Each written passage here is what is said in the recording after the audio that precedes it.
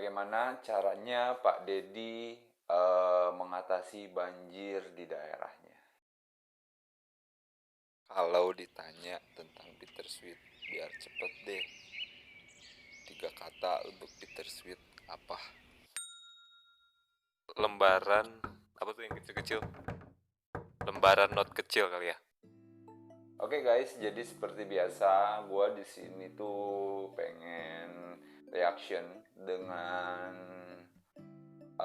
gayanya Pak Dedi Mulyadi untuk mengatasi banjir ya. Ya akhir-akhir ini gue sebenarnya jadi pengamat YouTube karena kerjaan gue sangat sekali sedikit dan sangat sekali tidak sibuk. Ya otomatis gue sehari-hari hanya menonton YouTube, menunggu customer, menonton YouTube lagi, menunggu customer lagi. Ya seperti itulah sehari-hari gue selama pandemi ini.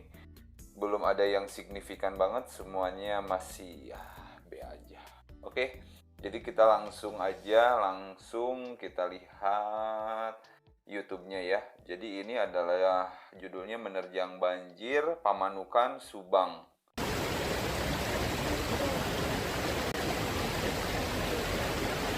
Airnya berat.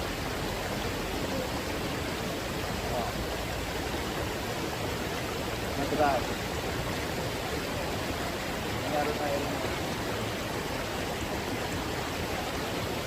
Ya, jadi seperti inilah permasalahannya ya, terjadi banjir. Sebenarnya gue agak bingung ya dengan banjir yang terjadi di perkampungan, masuknya desa mungkin ya.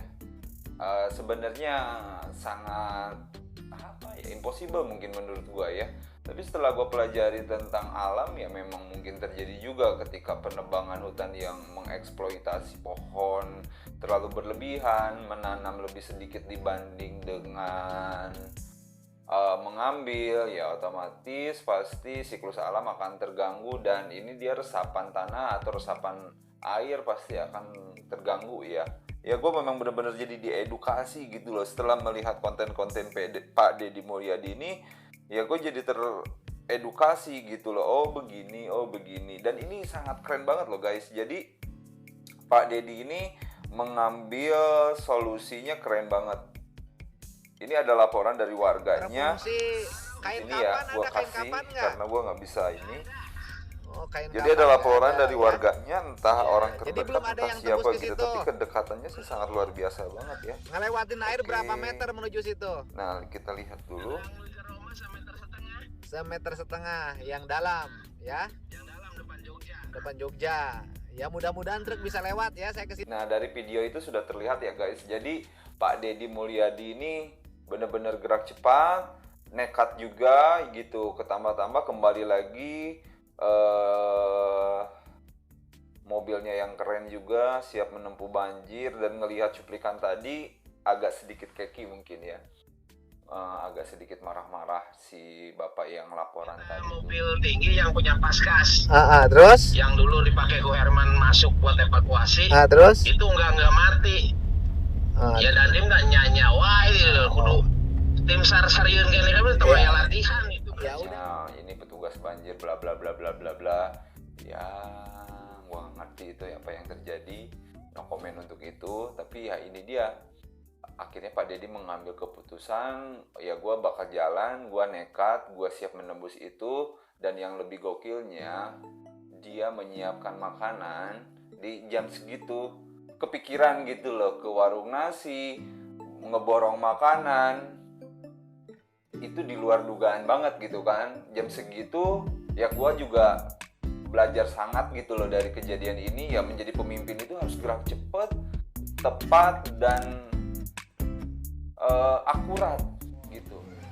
Malam hari ini banjir ada hikmahnya juga. Rumah makan ini payu. Biasanya seharian paling dapat 100. Sekarang bisa dapat juta-juta ya. Tapi jangan ngedoa banjir, jangan. Bayangkan malam-malam dapat laporan, gini. Oh, gimana? Tapi kalau memang sudah menjadi pemimpin yang hebat, yang memang sudah berpengalaman, ya seperti itu. Ambil kendaraan, terus siapkan uang cash, terus mungkin langsung menginstruksikan bawahannya atau karyawannya untuk mencari restoran terdekat, dan akhirnya beliau membayar semua warung yang ada di sekitar lokasi. Dan saya sekarang mau menghubungi ada warung di sini untuk dibeli seluruh barangnya agar logistik di daerah ini terpenuhi. Ya. Gokil sekali, ini langkah cepat dan tepat. Ini memang gua sampai bingung harus ngomong apa, karena ini di luar dugaan gue sebagai rakyat yang gue harus ngapain ya kalau kejadian seperti ini. Dan ternyata beliau kepikiran jauh seperti itu hebat banget. Itu hebat banget. Nah inilah mungkin sosok pemimpin yang memang menurut gue harus didukung, harus ditiru, dan janganlah dibully. Terlepas dari benar atau tidaknya hati manusia siapa yang tahu, tapi dengan konsisten seperti ini beliau merakyat, beliau menyentuh rakyat, beliau mau turun malam, beliau mau ini itu, ya sudahlah, lepaskan hal-hal negatif menurut gue ya. Karena gue lihat sendiri begini loh, ini tuh selama bertahun-tahun, dari tahun 90 ini memang karakter beliau. Gue bilang sih ini karakter ya. Kalau memang ini sesuatu yang dipaksakan, bukan karakter dari dalam dirinya, ya nggak mungkin sekonsisten ini sih logikanya gitu.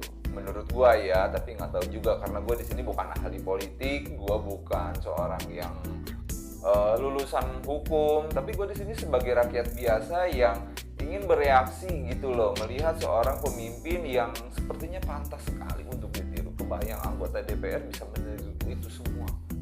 Coba kalau anggota DPR seperti itu, ya baik banget gitu kan.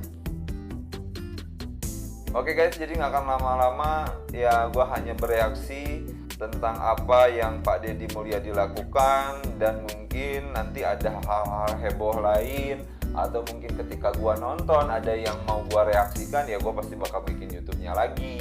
Nah buat teman-teman semuanya jangan lupa di subscribe juga biar gue tetap semangat berkarya. Dan ya terlepas benar atau tidaknya argumentasi gue, tapi inilah kacamata gue sebagai rakyat yang tidak memiliki latar belakang apapun dan tidak memiliki kepentingan apapun.